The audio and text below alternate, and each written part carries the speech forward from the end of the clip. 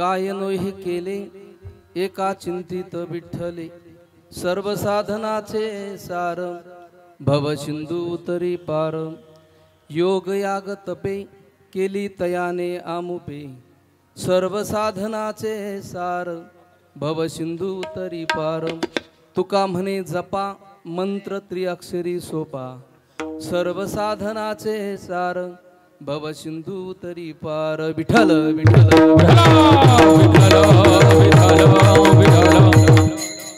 समचरण सरोजम सांद्र नीलांबुदाभम जगननीत पानी मंडनम मंडनानां तरुण तुलसी माला कंधरम कंजनेत्रम सदैव धबल हासं विठ्ठलं चिंतयामि पंढरीच्या देवराया दंडवत तुझे माया दंडवत तुझे माया दंडवत तुझे पंढरीच्या देवराया दंडवत तुझे माया दंडवत तुझे माया दंडवत तुझे माया पंढरीच्या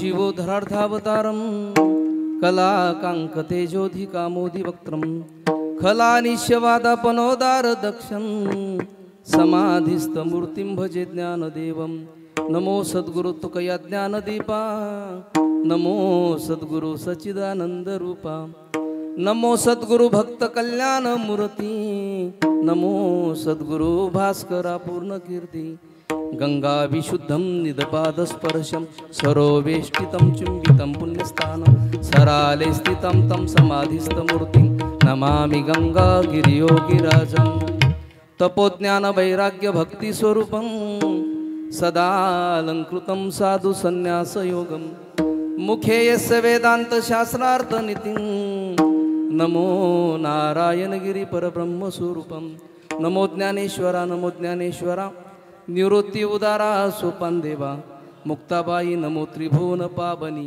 अद्यत्रय जननी देवाची मस्तक हे पायावरी मस्तक हे पायावरी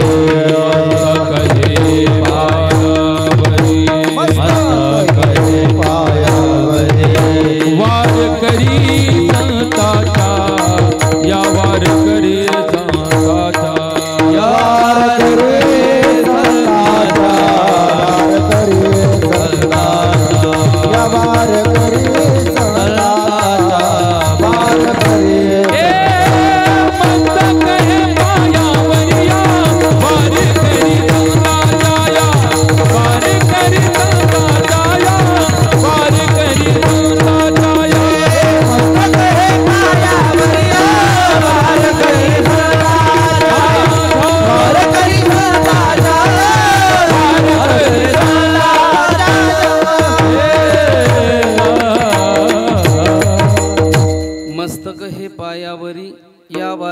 संतांच्या अखिल कोट ब्रह्मांड नायक राजाधिराज पंढरीश पांडुरंग परमात्मा मुक्त कैवल्य तुझी माऊली ज्ञानोबराया जगद्गुरु तुकोबराया आदिशक्ती मुक्ताई माता सद्गुरु गंगागिरीजी महाराज गुरुवर्य नारायणगिरीजी महाराज माझे गुरुवर्य स्वामी रामानंद गिरीजी महाराज यांच्या चरणी साष्टांग प्रणिपात करून प्रस्तुत प्राप्त प्रसंगी चिंतनरूपी सेवेकरता निवडलेला अभंग जगद्गुरु मराठी मनावर आधी राज्य करणारा जगविख्यात साधू इंद्रायणीच्या काठावर उठलेलं भक्तीचं वादळ मानवतेचा महान नंदादीप भागवत संप्रदायाच्या वटवृक्षाला लागलेलं एक गोंडस फळ आणि प्रगल्भ बुद्धिवंतांच्या बुद्धीला न वलगडणारा कोड म्हणजे माझे जगद्गुरु तुकोबराया तुकोबरायाचा अभंग चिंतनासाठी निवडलाय जगद्गुरु तुकोबराया या मृत्यू लोकांमध्ये जन्माला आलेल्या प्रत्येक मनुष्य जीवामध्ये जन्माला आलेल्या प्रत्येक जीवाला उपदेश करतात का बाबा हो ते भगवंताचं चिंतन करा भगवंताचं नामस्मरण करा पण काही साधक मंडळी जगद्गुरु तुकोबरायाकडे गेले आणि तुकोबरायाला म्हटले तुकोबराया तुम्ही म्हणता भगवंताचं भजन करा भगवंताचं चिंतन करा त्या भगवंताच्या चिंतनाने तुमचं कुठं भलं झालं जगद्गुरु तुकोबराया आणि त्या भगवंतानी काय केलं असं त्यावेळेस जगद्गुरु तुकोबराया म्हणतात माझ्या भगवंतानी काय नाही केलं ते सांगा काय नो हे केले एका चिंतित विठ्ठले त्या भगवंताच्या नामस्मरणाने आम्ही हा संसार रूपी भवसागर सहज तरून जातो ना. सर्व साधनाचे सार भव सिंधू उतरी पार. हे साधन असं आहे ना, त्या भगवंताच्या नामाचं साधन. जगद्गुरु तुकोबराय म्हणतात हे साधन इतकं सोपं आहे, दुसरं कोणतंही याच्यासारखं साधन नाही. योग याग तपे आम्ही जे करतोय ना, त्याच्यामध्ये जेवढी ताकद निर्माण होती ना, तेवढी ताकद ह्या नामजपामध्ये तयार होती. मग ते कोणतं नामजप आहे, ते कोणतं नामस्मरण आहे? जगद्गुरु तुकोबराय म्हणतात तुका म्हणे जपा आणि मंत्र त्रिअक्षरी सोपा. तो मंत्र खूप छोटा आहे. त्रिअक्षरी कोणता? विठ्ठल. फक्त विठ्ठलाचं नामस्मरण करा, तर आम्ही या संसार रूपी भवसागरातून सहज तरून जाऊ. विठ्ठल विठ्ठल.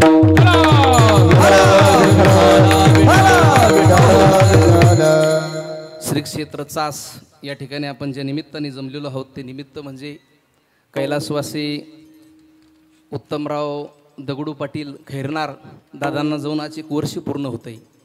त्यांच्या वर्षी श्राद्धाच्या निमित्ताने, पुण्यस्मरणाच्या निमित्ताने आपण सर्वच या ठिकाणी उपस्थित झालो आहोत.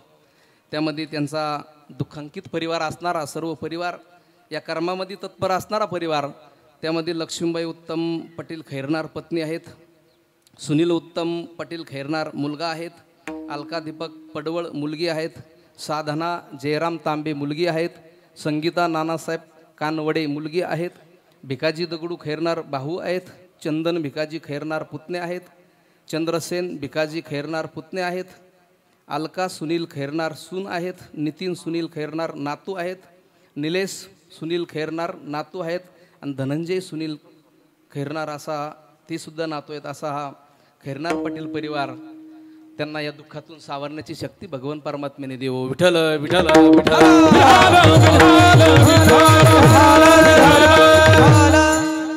आज सुंदर असं आयोजन, सुंदर असं नियोजन आमच्या नितीन दादाने केलं. आणि आज माझ्या कार्यक्रमाकरता आभाळा एवढी आज माणसं उपस्थित आहेत. आज माझं मी भाग्य बनेल का गुरुवर्य रविदासजी आबासुद्धा आज उपस्थित आहे. कारण जन्मजन्मी आम्ही बहुपुण्य केले, तेव्हा या विठ्ठले कृपा केली. आज ही सेवासुद्धा आबांच्या माध्यमातून मला मिळाली. आणि नितीन दादाचं कॉन्टॅक्ट नितीन दादानी केलं होतं. आणि आज या कार्यक्रमाकरता ज्येष्ठ श्रेष्ठ महाराष्ट्रातील नामवंत माणसंसुद्धा उपस्थित आहेत, त्यांना धन्यवाद देतो. आणि इकडून आमचे प्रकाश आबा नायकवाडी ते सुद्धा उपस्थित आहेत, त्यांना धन्यवाद देतो. दुसरे असणारे प्रवीण महाराज ते सुद्धा उपस्थित आहेत, त्यांनाही धन्यवाद देतो. आणि आपल्याच परिसराचं वैभव असणारे ज्यांच्या संस्थेमध्ये बालगोपाळ शिकतायत, कारण आमची भावी पिढीचं भवितव्य आहे. कारण आम्ही जर वारकरी शिक्षण संस्थेमध्ये जर मुलं टाकले नाहीत, आम्ही शिक्षण भरपूर करू मुलांचं, क्लास 1 अधिकारी करू, क्लास 2 अधिकारी करू, पण वारकरी बनवलं आम्ही पाहिजे. आणि वारकरी आम्ही मुलांना बनवलं तरच आमचं पुढचं भवितव्य. म्हणून ज्यांची वारकरी शिक्षण संस्था आहे, आमचे नितीन आबा गोडसे ते सुद्धा उपस्थित आहेत, त्यांना धन्यवाद देतो. माझ्याबरोबर आलेले गोरखदासजी असतील, महाराज असतील, बालगोपाळ सगळे असतील, माझ्या पाठीमागं चोपदार मंडळी, त्यांना धन्यवाद देतो. दुसरे असणारे आपल्याच परिसराचा वैभव मृदंगमणी म्हणता येईल, कारण त्यांचा हात खूप गोड आहे, स्वभावसुद्धा गोड आहे आणि हातसुद्धा तसाच गोड आहे. आमचे संकेत दादा ते सुद्धा उपस्थित झाले, त्यांना धन्यवाद देतो. इकडून तबल्यावरती साथ करणारे आपल्याच परिसराचा वैभव असणारे आमचे श्यामदादा सुद्धा तबल्याला उपस्थित, त्यांना धन्यवाद देतो. ज्यांची सुंदर साऊंड सिस्टीम आहे, त्याचं नाव महाराष्ट्रभर आज झळकतं आहे, असे असणारे आमचे रवी भाऊ चौधरी, त्यांना सुद्धा धन्यवाद देतो. आणि ज्यांची सुंदर चॅनल वारकरी संप्रदाय चॅनल, त्यांना सुद्धा धन्यवाद देईल. आणि माझ्या कीर्तन शिवेकडे बोलतोय विठ्ठल विठ्ठल विठ्ठल. जीवाने एकदा देहाचा त्याग केला का हे महत्वाची विधी करावं लागत असतात. आमच्या हिंदू धर्मामध्ये पद्धत आहे, कर्मकांड आम्ही केलं पाहिजे. कारण तुम्ही म्हणाल का करायचं 13वा, का करायचं वर्ष श्राद्ध, का करायचं दशक्रिय विधी, तर हे कर्मकांड करणं गरजेचं असतं. कारण का करायचं दशक्रिय विधी, एकदा जीवाने देहाचा त्याग केला का आम्ही काय करत असतो का दशक्रिय विधीच्या अगोदर 7 प्रकारचे श्राद्ध करत असतो. कारण दशक्रिय विधी हा विधी या 3 दिवसाला करता येतो, 7 दिवसाला करता येतो, 10 दिवसाला करता येतो. पण 13वा हे शास्त्र, हे 13व्याच्याच दिवशी करावं लागतं. शास्त्रामध्ये बदल होत नाही. आम्ही कुठेही गेलो तर शास्त्रामध्ये बदल होत नसतो. दशक्रिय विधीच्या अगोदर केले जाणारे 7 प्रकारचे श्राद्ध आहे. पहिलं श्राद्ध आहे आमांना नावाचं श्राद्ध, 20व्याच्या ठिकाणी. त्याच्यानंतर आम्ही करत असतो अस्थि संचयन श्राद्ध, केसपुराक श्राद्ध, नाभीपुराक श्राद्ध, हृदयपुराक श्राद्ध, ब्रह्मवेद नावाचं श्राद्ध, हे कडू घास काढणे त्याला सुद्धा श्राद्ध म्हणतात. मग आम्ही दशक्रिय विधीच्या वेळेस म्हणत असतो आम्हाला तीळ घ्यायला जायचंय. तीळ घ्यायला जायचं नाही, तीळ त्या व्यक्तीला समर्पित करण्याकरता जायचंय. तीळ काय हो त्याचं? तीळ त्याचं प्रतीक आहे. त्या तिळाबरोबर आमच्याजवळ असणारं पुण्य आम्ही त्या व्यक्तीला समर्पित करायचं आहे. आणि ते पुण्य त्या व्यक्तीला वर्ष श्राद्धाच्या दिवशी भगवंताच्या दरबारामध्ये कामा येत असतं. मग आम्ही म्हणतो का करायचं 13वा? आमच्या हिंदू धर्मामध्ये प्रत्येकावरती 16 संस्कार केले जातात. किती? 16 संस्कार करत असतो आम्ही. पण ते 16 संस्कार माहिती का आम्हाला सगळ्यांना नाही. पहिला संस्कार आहे गर्भधान नावाचा संस्कार, पुंसवन नावाचा संस्कार, क्रिया नावाचा संस्कार केला जातोय, अनवलोभन नावाचा संस्कार केला जातो, श्रीमंत नयन नावाचा संस्कार करत असतो, उपनयन संस्कार आम्ही करत असतो, जातकर्म नावाचा संस्कार केला जातोय, मुंडन नावाचा संस्कार केला जातोय, नामकरण नावाचा संस्कार आम्ही करत असतो. त्याच्यानंतर वाढदिवस वर्धापन दिन नावाचा एक संस्कार आम्ही केला जातोय, विद्या आरंभ नावाचा संस्कार केला जातोय, शिक्षा आरंभ नावाचा संस्कार आम्ही करत असतो. आणि विवाह संस्कार हा प्रत्येकाचा होत असतो. आणि शेवटचा संस्कार आहे ती अंत्येष्टित क्रिया स्मशानामध्ये ती प्रत्येकाची होती. मग असे 16 संस्कारापैकी आमच्यावरती किती संस्कार होतात? तो फक्त 3 संस्कार होतात. कोणता? नामकरण संस्कार, विवाह संस्कार आम्ही करतो, आणि शेवटचा संस्कार तो अंत्येष्टित क्रिया स्मशानामध्ये ती प्रत्येकाची होत असते. असे फक्त आम्ही 3 संस्कार करतो. 16 मधून 3 गेले, खाली किती राहिले? 13. म्हणून तो केला जातोय 13वा. 13व्याच्या दिवशी राहिलेल्या संस्काराचं ते गुरुजन पठण करत असतात. म्हणून तो आमच्या हिंदू धर्मामध्ये 13वा केला जातोय. विठ्ठल विठ्ठल. एकदा का 13वा झाला त्या आत्म्याचा मार्गक्रमण सुरू होतोय. ते भगवंताच्या दरबारामध्ये वर्ष श्राद्धाच्या दिवशी तो आत्मा त्या ठिकाणी पोहोचतोय. मग त्या ठिकाणी गेल्यावरती चित्रगुप्त नावाचा वकील असतो.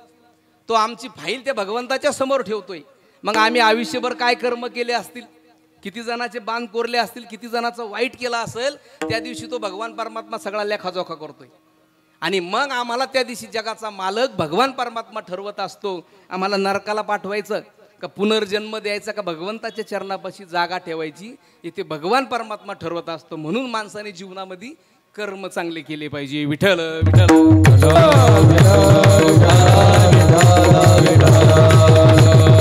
कारण ह्या विश्वाचा नेहमी या जगाचा नेहमी जो जन्माला आलाय ना त्याला जावा लागणार आहे. जातस्य ही ध्रुवमूर्ती ध्रुवम जन्म मृतस्यच्या तस्माद परिहरिते नतम सूचितुम रसी. येणे ये कलेवो जानी ही सेवटी, येणे ये कलेवो जानी ही सेवटी.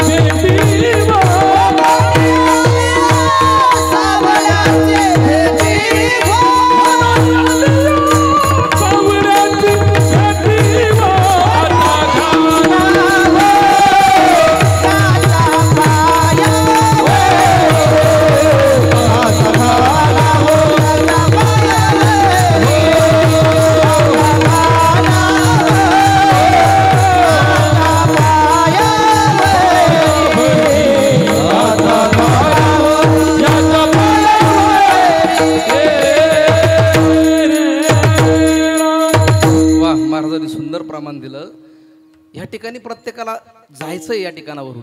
कारण धन दौलत काहीच आमच्या बरोबर येणार नाही. जातशी ध्रुवमूर्ती भगवान श्रीकृष्णाने अर्जुनाचा रथ कौरव सैन्याच्या पुढे नेऊन उभा केलाय. आणि केल्याबरोबर भगवंतानी तो रथ कौरव सैन्याच्या पुढे उभा केलाय. अर्जुनाने बघितलं समोर सगळे माझे चुलते आहेत, कुणी माझे गुरुजन आहेत, कुणी माझे भाऊ आहेत. भगवंता यांना मारून हे पाप कुठं फिडू मी? कोण म्हणतायत? अर्जुन म्हणतायत भगवंताला, देवा हे पाप कुठं फिडू मी? त्याच्यापेक्षा मला देवा हे राज्यच नको ना. कुठंतरी मी झोळी घेईन, माझं जीवन कुठंतरी व्यतीत करीन, मला हे राज्यच नको. त्यावेळेस भगवान परमात्मा म्हणतात, जातस्यहि ध्रुवमूर्ती ध्रुवम जन्म मृतस्यचे तस्माद परिहरिते नतम सूचितुम ऋषी. कशाचा विचार करतो अर्जुना? अरे तू मारले तरच ते मरणार आहे का? तू नाही मारले तरीही ते मरणारे, तू मारले तरीही ते मरणारे. उपजे ते नासे, नासिले ते पुनरपी दिसे. हे घटिका यंत्र जैसे परिभ्रमे का. या सृष्टीचा नेम एकालचक्र चालवून आणणार आहे. देहाची या गावा आलिया, जन्म मृत्यूच्या सोळिया, ना म्हणू नये धनंजयाजी या परी. माऊली ज्ञानोबराय म्हणतात, माऊली ज्ञानोबरायाने जन्माच्या सोहळ्याला नाही किंमत दिली. माऊली ज्ञानोबराय म्हणतात ज्याचा खऱ्या अर्थाने मृत्यूचा सोहळा होतोय ना तो खरा भाग्यवानी. मग मृत्यूचा सोहळा कोणाचा होतो? आमच्या संत महात्म्यांचा मृत्यूचा सोहळा होतोय ना. ज्यांनी हाडाची काढा केली, आम्हाला परमार्थ शिकवलाय, त्या संतांनी माऊली ज्ञानोबराय असतील, जगद्गुरु तुकोबराय असतील, सद्गुरू जोग महाराज असेल, सद्गुरू गंगागिरीजी महाराज असतील, या संत महात्म्यांनी तुम्हा आम्हाला परमार्थ शिकवलाय. कारण मी नेहमी म्हणत असतो, आमचा महाराष्ट्रामध्ये जर संत नसते तर आमचा बिहार किंवा पाकिस्तान व्हायला वेळ लागला नसता. कारण या संतांचे आमच्यावरती किती उपकार आहे. कारण आम्हाला माऊली ज्ञानोबरायासारखे सद्गुरू मिळाले, जगद्गुरू तुकोबरायासारखे सद्गुरू मिळाले, जोग महाराजांसारखे सद्गुरू मिळाले. हे आसो दिठी जयावरी झळके, की हा पद्म करू माथा पारुके, तो जीवची परी तुके मैशेशी. आम्ही साधारण जीव होतो, पण त्या सद्गुरूंची कृपादृष्टी आमच्यावरती पडली, कृपेचा हात आमच्या मस्तकावरती पडला. आम्ही साधारण जीव होतो, पण त्या शिवाच्या बरोबरीला जाण्याची ताकद आमच्यामध्ये निर्माण झाली ना. कोणामुळं? त्या संतांमुळं. मग त्या संतांचे आमच्यावर किती उपकार आहे. संतांनी आयुष्यभर कधी मोठेपणा मिरवला नाही. वाचस्पतीचे न पाडे, सर्वज्ञता तरी जोडे, वेडीये माझे दडे महिमे बेने, चातुर्य लपवी, महत्व हरवी, पिशेपण मिरवी जगा माझी. संतांनी आयुष्यभर स्वतः कधी मोठेपणा करून घेतला नाही. मग त्या संतांचे आमच्यावर किती उपकार आहेत. तेच माऊली ज्ञानोबराय म्हणतात, त्या संतांचा मृत्यूचा सोहळा होतोय. आणि दुसरा एक ज्याचा मृत्यूचा सोहळा होतोय तो म्हणजे आमच्या सीमेवर लढणारा सैनिक. रात्रंदिवस सीमेवरती लढत असतो, स्वतःच्या बायकोचा विचार करत नाही, मुलाचा विचार करत नाही, रात्रंदिवस सीमेवरती लढत असतो, गोळ्या छाताडावरती घेत असतो. त्या सैनिकाचा मृत्यूचा सोहळा होत असतो. विठ्ठल विठ्ठल.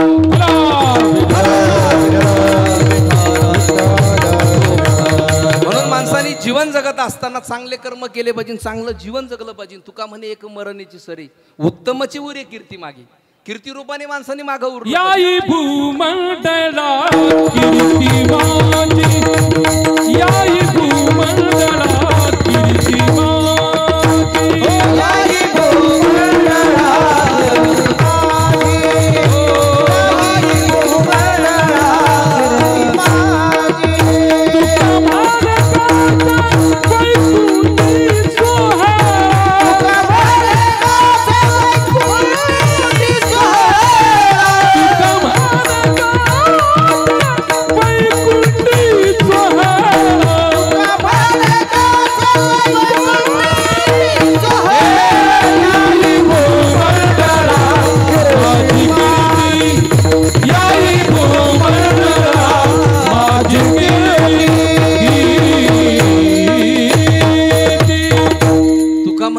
वैकुंठी सोहळा. आम्ही चांगले कर्म केलं तर वैकुंठामध्ये आमचा सोहळा होणार आहे. म्हणून आम्ही चांगले कर्म केलं पाहिजे, चांगलं जीवन जगलं पाहिजे. आयु कर्ममचे वित्तमचे विद्या निधनम येवायचे. त्या भगवान परमात्म्याने आम्हाला आमच्या संचितानुसार, आमच्या प्रारब्धानुसार या 5 गोष्टी आम्हाला प्रदान केल्या. आयु, कर्म, वित्त, वित्त म्हणजे धन, मरण आणि विद्या. ह्या 5 गोष्टी आमच्या प्रारब्धानुसार, आमच्या संचितानुसार आम्हाला प्रदान केल्या. मग आम्ही कर्म कसे केलं पाहिजे, आयुष्य जगत असताना जीवन कसं जगलं पाहिजे. कारण हा जन्म आम्हाला पुन्हा नाहीये. कारण इंद्रादी देवांना सुद्धा वाटतं या मृत्यू लोकांमध्ये आमचा जन्म व्हावा, पण त्यांना मिळतो का हो. स्वर्गीचे अमर इच्छिताती देवा, स्वर्गीचे अमर इच्छिताती देवा, स्वर्गीचे अमर इच्छिताती देवा, स्वर्गीचे अमर इच्छिताती देवा, मृत्यूलोकी भावा जन्म भावा, मृत्यूलोकी भावा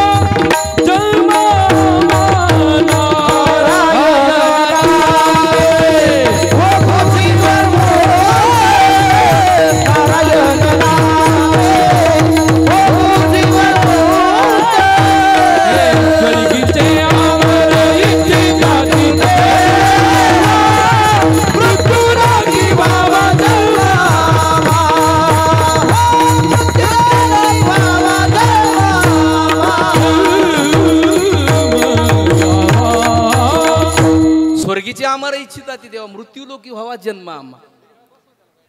स्वर्गातल्या देवादिकांना सुद्धा वाटतंय मृत्यू लोकामध्ये आमचा जन्म व्हावा. विठ्ठल विठ्ठल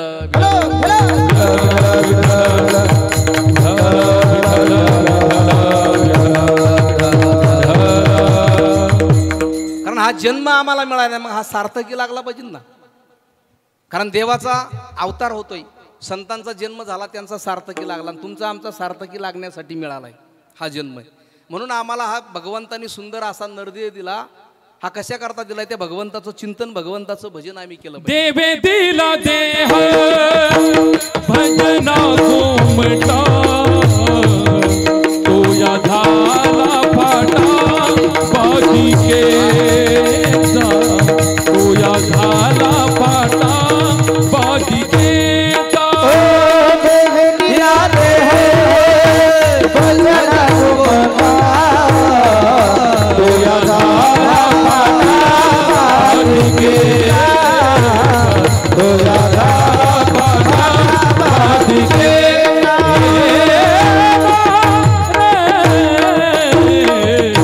देवे दिला देह भजन गोमटा. त्या भगवंताने आम्हाला सुंदर नरदेह दिला. मग आयुष्य आम्ही जगलं कसं पाहिजे? त्याच्यानंतर कर्म, आयु कर्मचे वित्तमचे कर्म. मग आम्ही कर्म कसे केले पाहिजे? जीवन जगत असताना भगवंताच्या बापाला सुद्धा कर्म चुकले नाही, म्हणून आम्ही जीवन जगत असताना चांगले कर्म केले पाहिजे. दशरथ राजांना सुद्धा नाही कर्म चुकले ना. भीष्माचार्यांना सुद्धा कर्म चुकले नाही. भीष्माचार्यांना 122 बाण त्यांच्या शरीरामध्ये शिरले, शिरपंजिरी पडले भीष्माचार्य. आणि बाणाच्या शयावरती पडेला असताना भीष्माचार्य भगवान परमात्मा जवळ आले. भगवंताला भीष्माचार्य म्हणाले, का हो देवा, सांगा ना भगवंता, मी काय चूक केली आयुष्यामध्ये?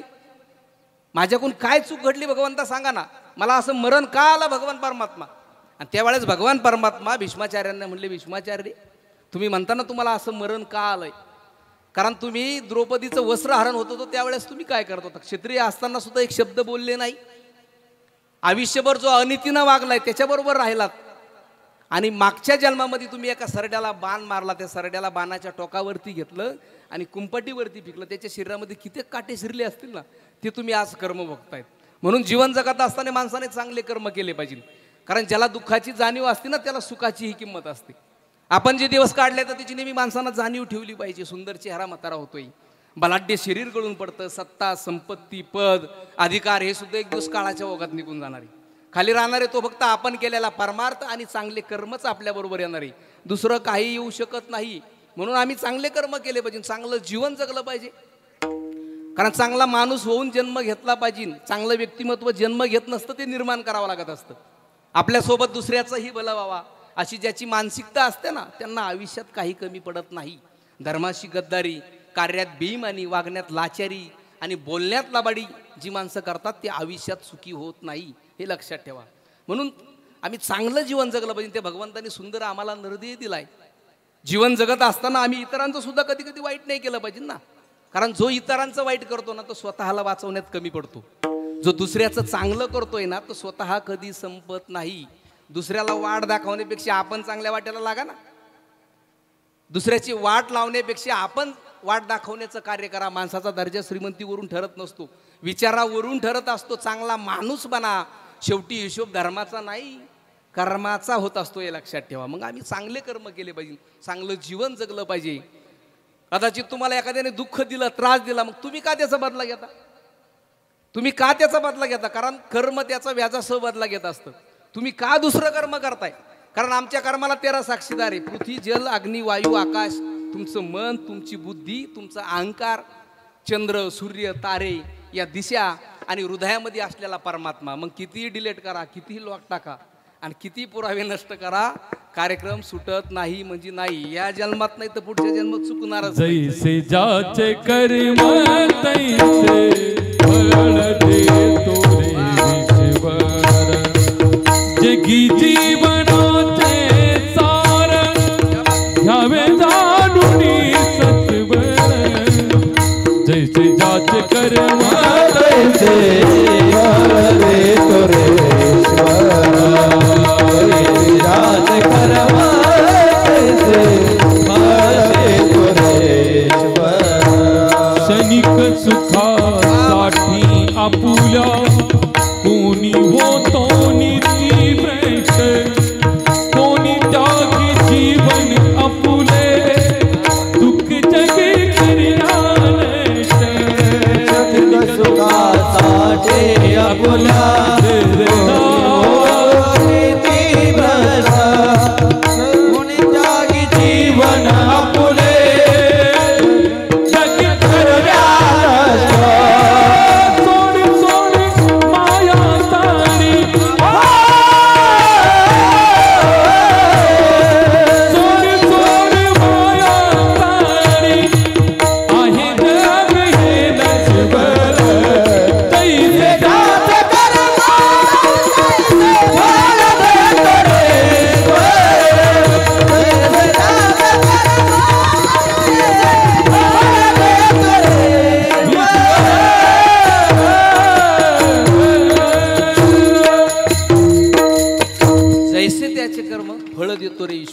जसे आमचे कर्म असेल तसं भगवान परमात्मा फळ देतोय ना.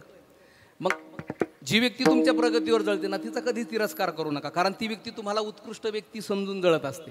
कोणी कसाही असो त्याच्याशी इतकं चांगलं वागा की वाईटातल्या वाईट माणसाला सुद्धा तुमची कॉपी करण्याची इच्छा झाली पाहिजे. दुसऱ्याचं सुख पाहण्याची क्षमता ज्याच्यामध्ये असते ना त्याची प्रगती साक्षात भगवंत सुद्धा थांबू शकत नाही. तुम्ही आम्ही तर माणसं आहोत ना. म्हणून जीवन जगत असताना चांगलं जीवन जगा. समाजामध्ये जीवन जगत असताना काही माणसं सांभाळावं लागतात, काही माणसांपासून सांभाळून राहावं लागतं नाही का. कारण आंधळ्याला आरशाची आणि बहिऱ्याला संगीताची काही किंमत नसते. त्याचप्रमाणे विश्वासघातकी माणसांना चांगल्या माणसाची काहीच किंमत नसते. म्हणून जीवन जगत असताना अशा लोकांकडे लक्षच देऊ नका, कारण जोपर्यंत तुमचा कौतुकाचा सोहळा साजरा केला जातोय, जोपर्यंत तुमची गरज असते ना तोपर्यंत तुमच्या कौतुकाचा सोहळा साजरा केला जातोय. एकदा का तुमची गरज संपली तुमच्या निंदेची खिरापत घरोघरी वाटली जाते. स्वतःचा दिवा त्याला वाचून विजलेला असतो, पण दुसऱ्याच्या दिव्यात तेल किती बघणारची संख्या जगात जास्त आहे. म्हणून परिस्थितीनुसार बदलणारी माणसं सांभाळण्यापेक्षा परिस्थिती बदलावणारी माणसं सांभाळा. आयुष्यात अपयश पाहायला मिळणार नाही. कासवाच्या गतीनं का होईना रोज थोडी थोडी प्रगती करा. खूप ससे येतील आडवी, बस त्यांना हरवण्याची हिंमत ठेवा. तुमच्यावर भुकणाऱ्या प्रत्येक कुत्र्याला थांबून दगड मारण्यापेक्षा बिस्किट जवळ बाळगान पुढे चालत राहणार. तुम्हाला जर तुमची श्रीमंती मोजायची असेल ना तर नोटा मोजू नका. कदाचित तुमच्या डोळ्यात अश्रू आले तर ते पुसायला किती जण धावून येतात ते मोजा. म्हणून जीवन जगत असताना चांगलं जीवन जगा. त्या भगवंतानी सुंदर आम्हाला नरदेह दिला. कर्म चांगले करा. आमच्याबरोबर कर्मच येणारे दुसरं काहीच येणार नाही. विठ्ठल विठ्ठल. जगद्गुरु तुकोबाराय या अभंगामध्ये म्हणतात, जगद्गुरु तुकोबाराय सांगतात का काय नो हे केले एका चिंतित विठ्ठले. जगद्गुरु तुकोबाराय प्रत्येक जीवाला सांगतात का अरे भगवंताचं भजन करा, भगवंताचं चिंतन करा. काही साधक जगद्गुरु तुकोबारायला म्हणले तुकोबाराय तुमच्या जीवनामध्ये काय बदल झाला. पण तुकोबारायाचा जो जीवनामध्ये बदल झाला होता ना तो बदल त्या साधकांच्या दृष्टीनं त्यांना दिसणारा नव्हता. कारण आम्हाला सुद्धा जगद्गुरु तुकोबारायामध्ये काय बदल झाला तो सांगता येईल का. नाही, आम्हाला तो दिसत नाही ना.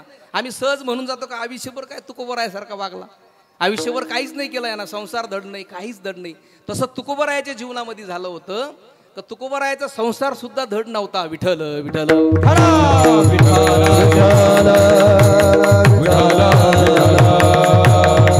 घरी मोड किया बाजार बरी वाकडांच्या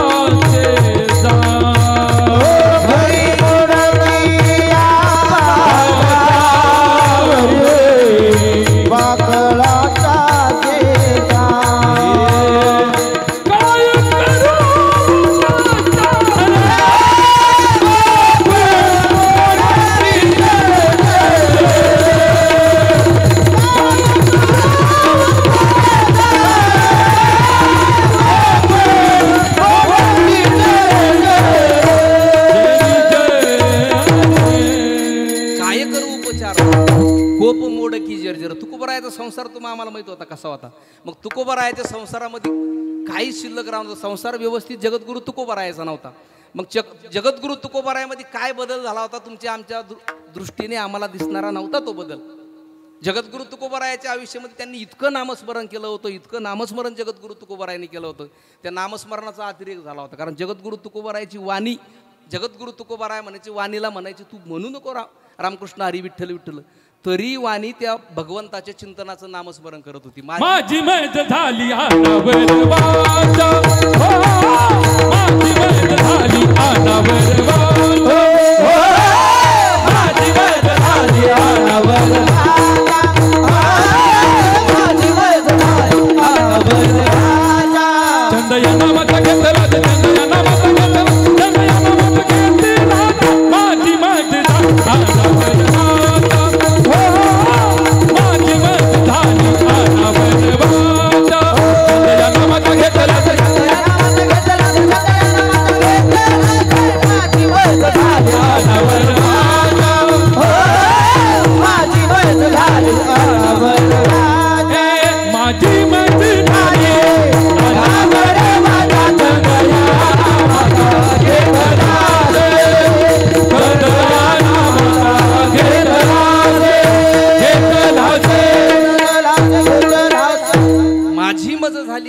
वाचा छंद या नामाचा घेतला. जगद्गुरु तुकोबारायची वाणी सतत विठ्ठल विठ्ठल त्या नामस्मरणाचा जप असायचा. मग जगद्गुरु तुकोबारायचा रोम न रोम सुद्धा विठ्ठल विठ्ठल म्हणत होता.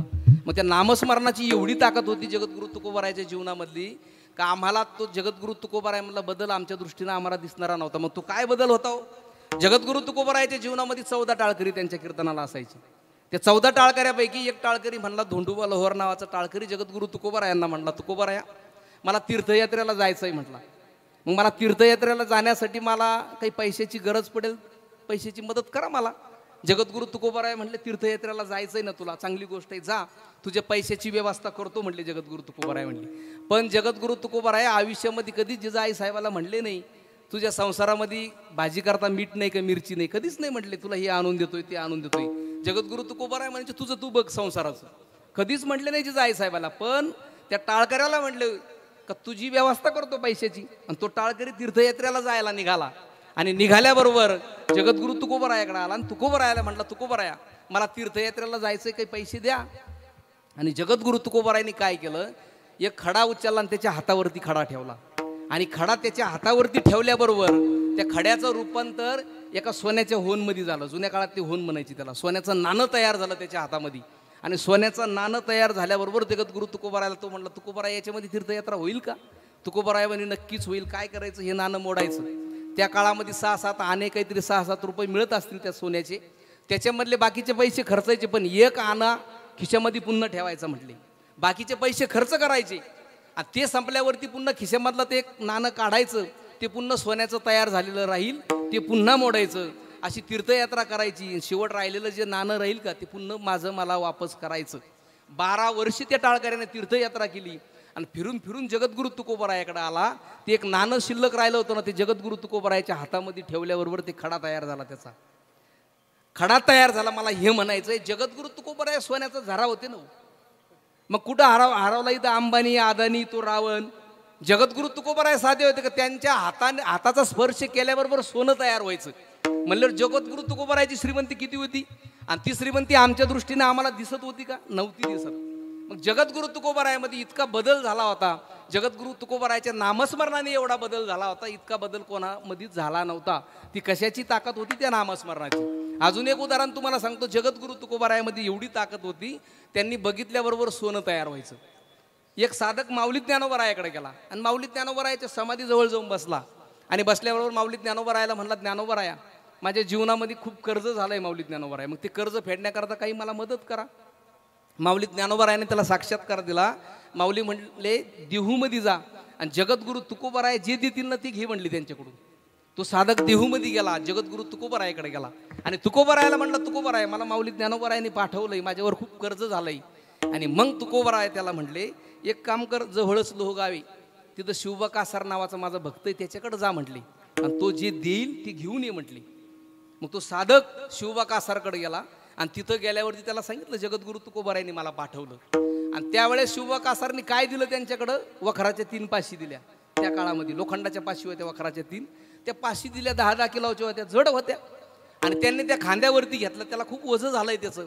त्याने विचार केला एवढ्या 3 कशाला न्यायचे, एकच घेऊन जाऊ. 2 रस्त्यात टाकून दिल्या त्यांना आणि एक घेऊन जगद्गुरु तुकोबारायाकडे गेला.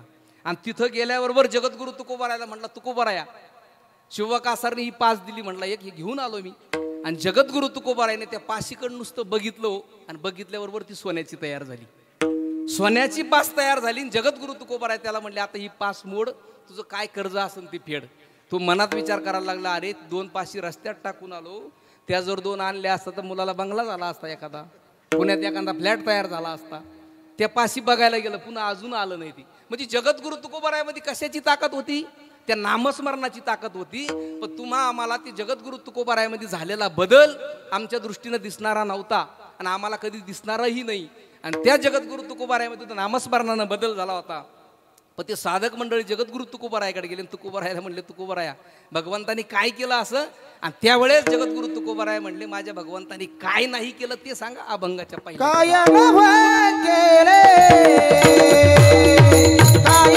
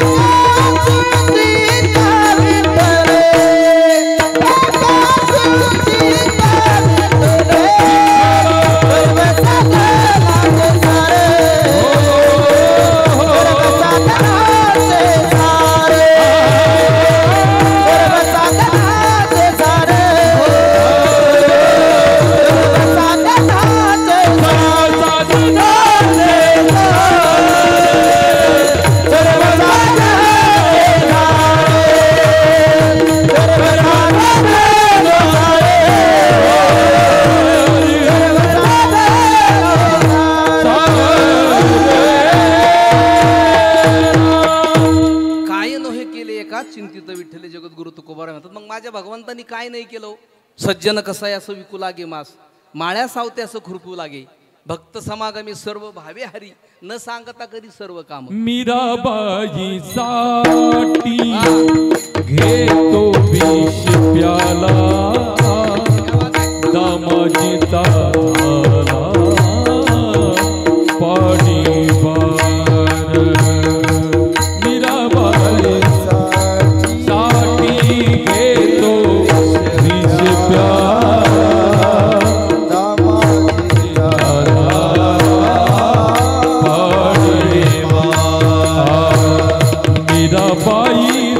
साठी घेतो विष प्याला. मीराबाई साठी, ओ मीराबाई साठी घेतो विष प्याला, दामाजीचा झाला पाणी बाहेर. उजनीची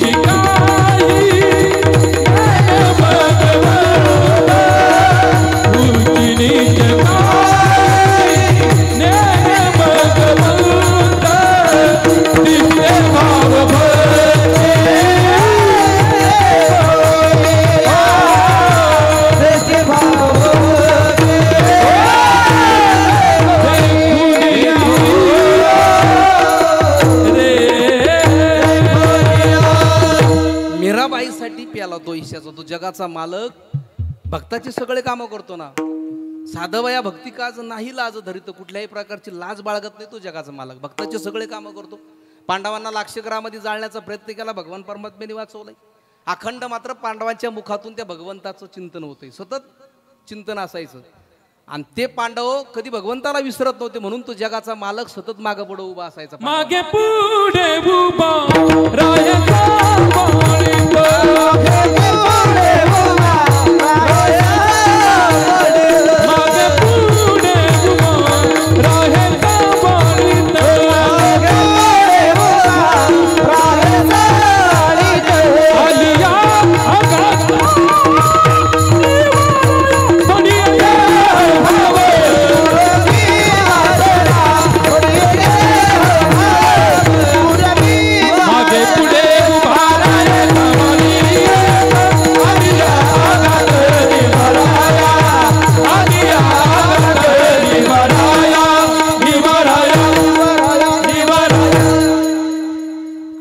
रावली आणायचं कामच नसतं, फक्त तरंगून चालायचं. विठ्ठल विठ्ठल. तो जगाचा मालक भगवान परमात्मा सगळे भक्ताचे कामं करतोय ना. आमच्या गोरोबा काकांचं लेकरू पायाखाली गेलं, जगाच्या मालकाने वापस दिलंय. पण एकाशाच्या जोरावर गोरोबा काकांच्या मुखात सतत त्या भगवान परमात्मा तुझे रूप चित्तीरा हो, मुखी तुझे नाम, देह प्रपंचाचा दास, देह प्रपंचाचा दास, सुखे करो काम, सुखे करो काम. तुझे रूप चित्तीरा हो, तुझे रूप चित्तीरा हो, की तुझे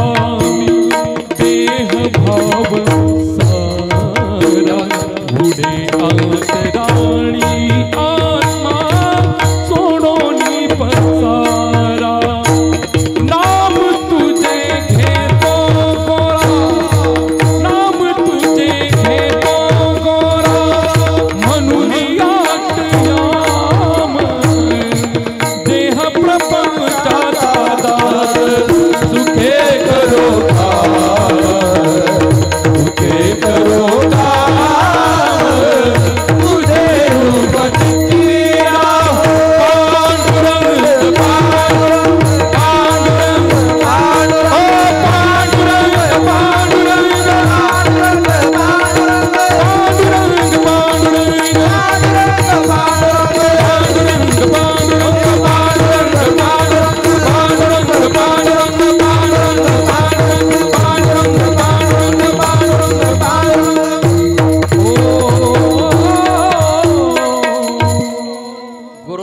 काकांचं लेकरू पायाखाली गेलं तरी गोरोबा काका त्या भगवंताच्या भजनामध्ये देहावर राहिले नव्हते. कारण तेरणेवर उगवणारी सकाळ दररोजच्या सारखी निश्चित नव्हती, तरी सुद्धा तेरणा नगरी सगळी कामाला लागली होती ना. गोरोबा काकांचं स्नान झालं, देवपूजा आटोपली आणि गोरोबा काकांचं लक्ष त्या चिपळ्यांकडे गेलंय. आणि गोरोबा काकांनी ते चिपळ्या हातात घेतल्या, पण अंगणात भिजून तयार झालेला चिखल आपली वाट बघतोय. म्हणून गोरोबा काकांनी त्या चिखलाकडे एकदा बघितलं आणि चिखलाकडे धाव घेतली गोरोबा काकांनी. चिखलामध्ये हातात चिपळ्या आहे गोरोबा काकांच्या. त्या भगवंताचं भजन गोरोबा काकांच्या मुखातून सुरू झालं होतं. इकडं संतीबाईचं सगळं घरकाम आटोपलं, म्हणजे गोरोबा काकांची पत्नी सगळं घरकाम आटोपलं. आणि संतीबाईनं ते लेकरू झोपलेलं होतं त्याच्याकडे एकदा वळून बघितलं. मनात विचार केला, हा जर जागा असला ना सारखं पायात घुमळत असतोय. मग तोपर्यंत लेकरू झोपलंय ना, तोपर्यंत संतीबाईने विचार केला तेरणेवरून 2 घागरे पाण्याचे घेऊन येऊ म्हणून. आणि तेरणेवर जाताना संतीबाईनं घागर उचलली आणि उमरेची सीमारेषा ओलांडली. संतीबाई नदीवर जात नाही, जातो जिकडं ते छोटंसं लेकरू उठलंय. कावरा बावरा झालेला त्याचा चेहरा आईचा शोध करायला लागलं, पण त्याला आई घरात दिसना. म्हणून अंगणात त्याला स्वतःचा बाप दिसला गोरोबा काका. आणि त्या लेकरांनी गोरोबा काकांकडे धाव घेतली. इकडं गोरोबा काकांची देहातीत अवस्था सुरू झाली होती. जीवाशिवाचं भान राहिलं नव्हतं. गोरोबा काकांचा रोम न रोम विठ्ठल विठ्ठल म्हणत होता. डोळे गगनाच्या दिशेनं भ्रमण करत होते. बाहेर ढगाळ वातावरणातील तो सावळा रंग गोरोबा काकांना त्या पांडुरंग परमात्म्याचा भास होऊ लागला होता. आणि गोरोबा काकांचा रोम न रोम विठ्ठल विठ्ठल म्हणत होता. गोरोबा काकांच्या गळ्यातील माळा सुद्धा विठ्ठल विठ्ठल म्हणत होत्या. त्या चिपळ्यांच्या तालावरती गोरोबा काकांच्या पायाने सुद्धा स्पीड पकडला होता. आणि देहातीत अवस्था सुरू झाली होती. कशाच भान राहिलं नव्हतं गोरोबा काकांना. तेवढ्यात ते छोटंसं लेकरू रांगत आलं. गोरोबा काकांजवळ येऊन थांबलं. त्याने बघितलं गोरोबा काकांकडं. इतकं गोड हसलं, जीव ओवाळून टाकावं इतकं गोड हसलं ते लेकरू. गोरोबा काकांकडे त्यांना बघितलं आणि गोरोबा काकांचं भजन चालूच होतं. कशाचंच भान राहिलं नव्हतं गोरोबा काकांना. शेवटी ते लेकरू चिखलात शिरण्याची धडपड करू लागलं. आणि गोरोबा काकांच्या पायाला धरण्याची धडपड करू लागलं. पण पांडुरंगाचा ध्यास लागलेल्या त्या पायांना दुसरा स्पर्श सुद्धा जाणवला नाही जाणवला. शेवटी त्या लेकरांनी गोरोबा काकांच्या पायाला धरण्याची धडपड करू लागलं. शेवटी चिखलात कोसळलं आणि त्याच्या कवळ्या शरीरावरती गोरोबा काकांचा पायावर पाय पडत गेला. नाही देह शुद्धी तुडविले बाळ, चिखली मिळाले रक्त मास. मातीचा देह मातीत मिसळू लागला होता. आणि तेवढ्यात संतीबाई तेरणेवरून पाण्याची घागर घेऊन आल्या. झोपलेल्या जागेवरती लेकरू दिसत नाही म्हणून संतीबाईनं काय केलं, त्याला इकडं बघ तिकडं बघ, कुठंच लेकरू दिसना. शेवटी संतीबाईनं काय केलंय, गोरोबा काका चिखल तुडवताना दिसले. गोरोबा काकांकडे गेल्या, म्हटल्या, अहो माझं बाळ बघितलं काय?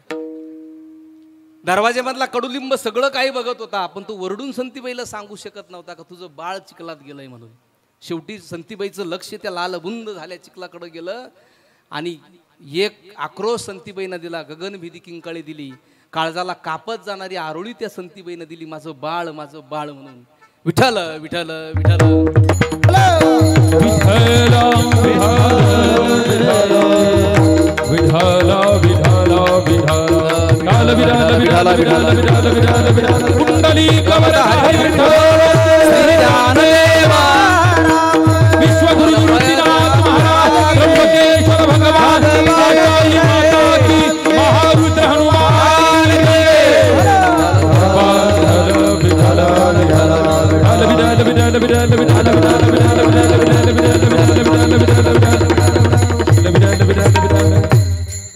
शेवटी संतीबाईचं लक्ष लालबुंद झाल्या चिखलाकडे गेलं आणि संतीबाई स्वतःचं हृदय बुडून रडायला लागल्या. आणि संतीबाईंना कसं बस त्या चिखलाला कवटाळलंय, स्वतःला सावरलं आणि गोरोबा काकांच्या हाताला हिसाडा देत म्हणल्या, संतीबाई आग लावा तुमच्या भजनाला, आग लावा तुमच्या पांडुरंगाला. त्यावेळेस गोरोबा काका भानावरती आले आणि संतीबाईला म्हटले, आग लावा माझ्या पांडुरंगाला संती शिव्या देते. आणि गोरोबा काका संतीबाईला काठी घेऊन मारायला धावली. आणि मग संतीबाईनं शपथ घेतली, तुम्हाला पांडुरंगाची शपथ आहे, माझ्या अंगाला हात लावाल तर. आणि शेवटी गोरोबा काकांनी काठी टाकून दिली. संध्याकाळ झाली. रडून चेहरा संतीबाईचा सुजलेला होता. संध्याकाळ झाली आणि गोरोबा काकांना मातृत्वाची जाणीव झाली. संतीबाईकडे गेली, म्हणली, संती अगं माझं चुकलं ग, त्या पांडुरंग परमात्म्याच्या भजनामध्ये मी इतका तल्लीन झालो होतो, मला कशाचंच भान राहिलं नव्हतं ग संती, कशाचंच भान राहिलं नव्हतं. आणि शेवटी गोरोबा काकांनी संतीबाईचं सांत्वन केलं. पुन्हा गोरोबा काका कोपऱ्यात जाऊन बसले आणि त्या पांडुरंग परमात्म्याला पुन्हा आळवायला लागली. ही संतांची ताकद आहे. स्वतःचं लेकरू पायाखाली गेलंय तरी सुद्धा भजन गोरोबा काकांनी नाही सोडलं. तळ हाताच्या पोडाप्रमाणे जपलेलं लेकरू आज नाहीशी झालं होतं, वंशाला दिवा राहिला नव्हता, तरी गोरोबा काकांनी भजन सोडलं का नाही सोडलं. आणि गोरोबा काकांनी भजन नाही सोडल्यामुळं ते जगाच्या मालकांनी ती लेकरू सुद्धा पुन्हा वापस दिलंय. आणि स्वतःचे हात गेले होते ते हात सुद्धा त्या पांडुरंग परमात्म्याने वापस दिला. असा तो जगाचा मालक भगवान परमात्मा इतका दयाळू आहे, इतका कृपाळू आहे. त्याचं चिंतन करा, त्याचं भजन करा.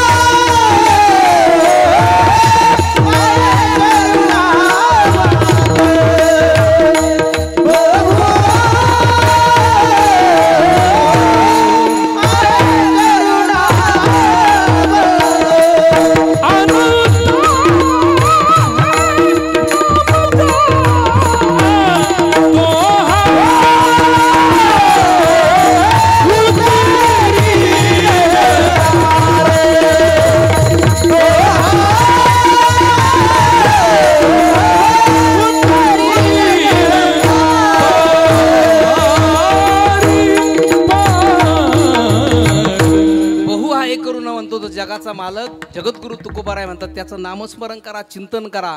आणि तेच नामस्मरण आम्हाला संसार रूपी भवसागरातून सहज तारून नेणारे अभंगाचं दुसरं चरण.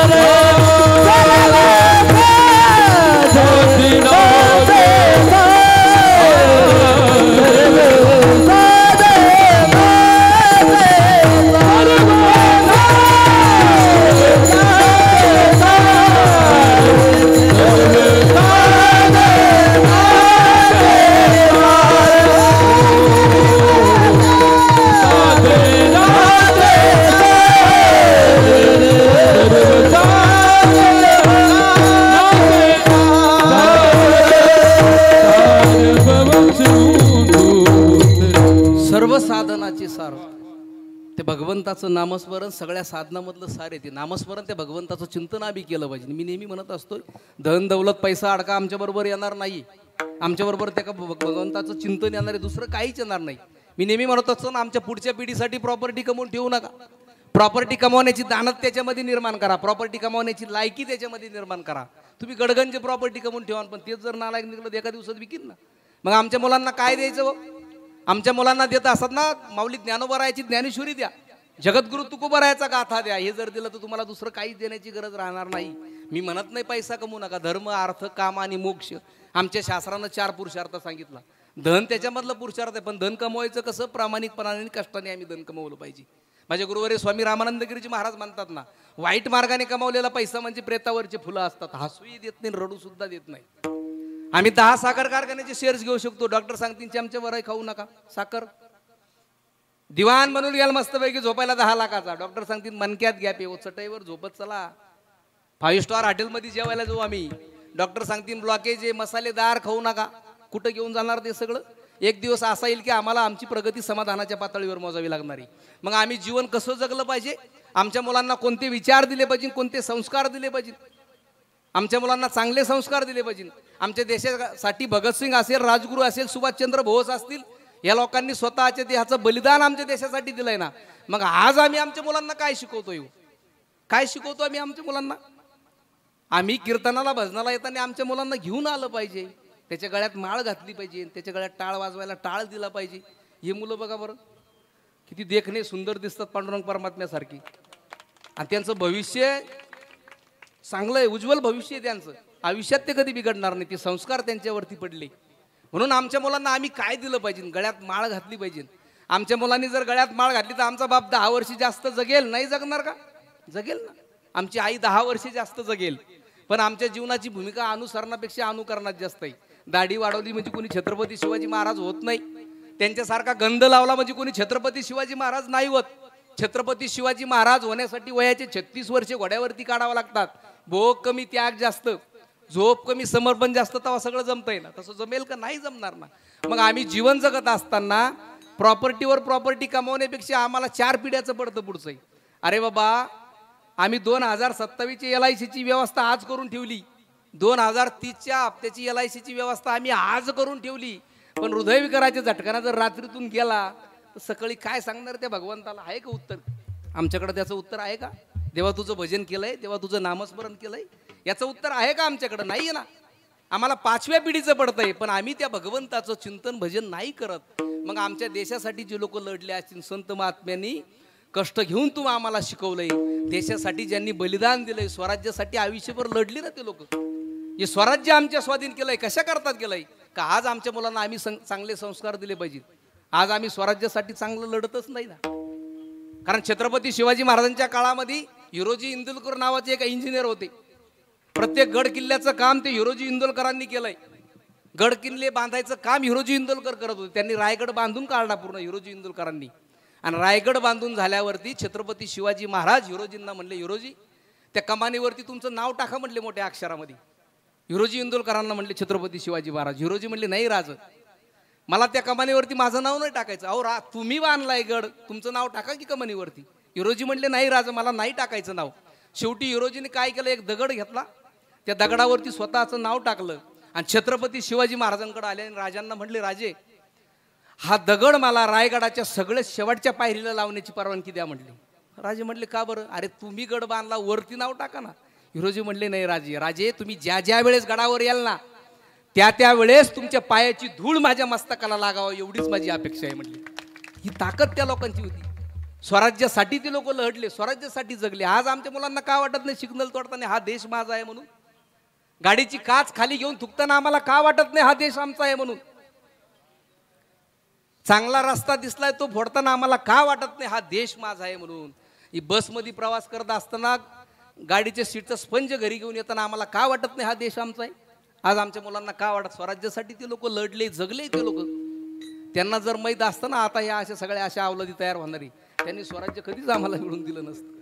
ताकद त्या लोकांची होती. म्हणून आम्ही जीवन कसं जगलं पाहिजे, संत महात्मे कसं जीवन जगले, आम्ही तसं जीवन जगलं पाहिजे. त्यांच्या संस्कारावर आम्ही चाललं पाहिजे.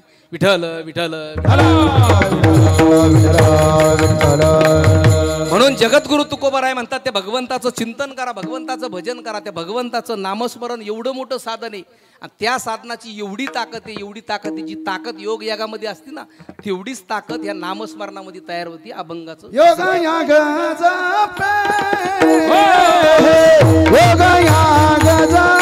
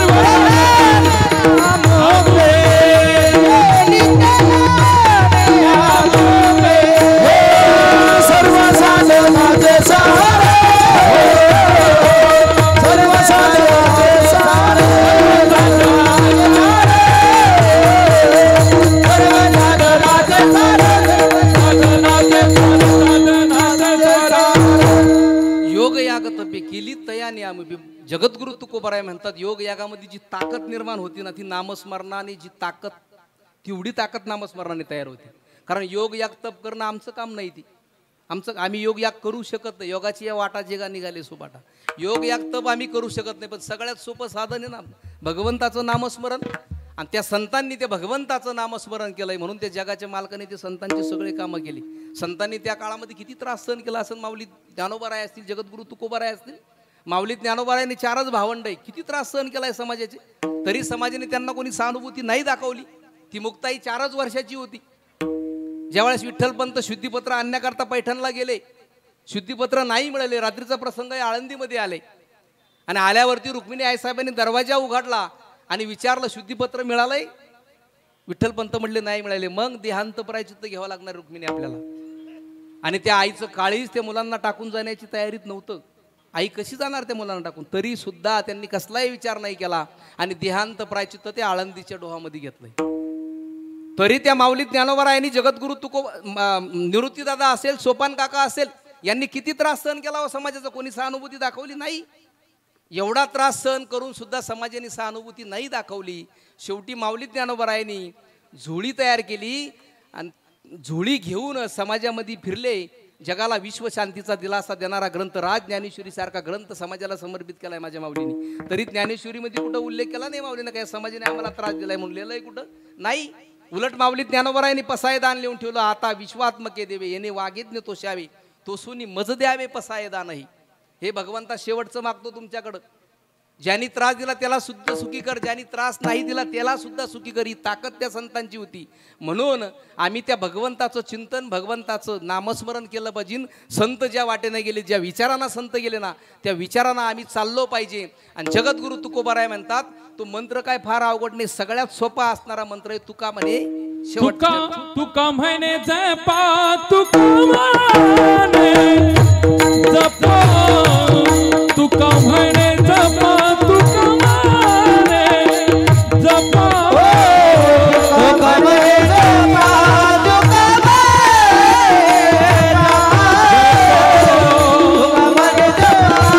तुका म्हणे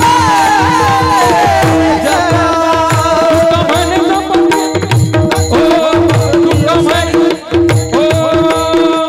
तुका म्हणे जपा, तुका म्हणे जपा, तुका म्हणे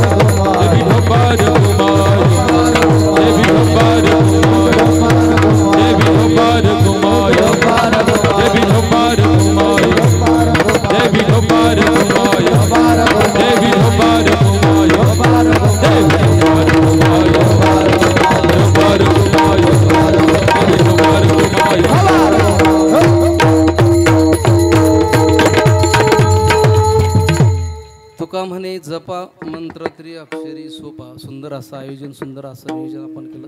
प्रथमतः मी सर्वांना धन्यवाद देईल ज्या निमित्ताने आपण सर्वच या ठिकाणी उपस्थित झालो आहोत. ते निमित्त म्हणजे कैलासवासी उत्तम दादा पाटील खैरनार दादांना जाऊन आज 1 वर्ष पूर्ण होते.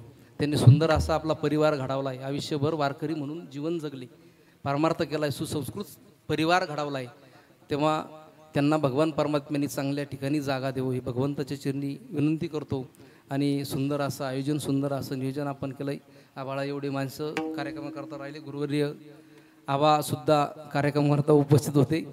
आणि खरं सांगू का, त्यांच्या हाताखाली आम्ही शिक्षण घेतलं आहे. सारेगमपी शिकलं असेल तर त्यांच्या हाताखाली शिकलं, कारण त्यांचे आमच्यावरती खूप मोठे उपकार आहे. त्यांनी कित्येक विद्यार्थी तयार केले. आबांचं कार्य म्हणजे ते खूप महान आहे.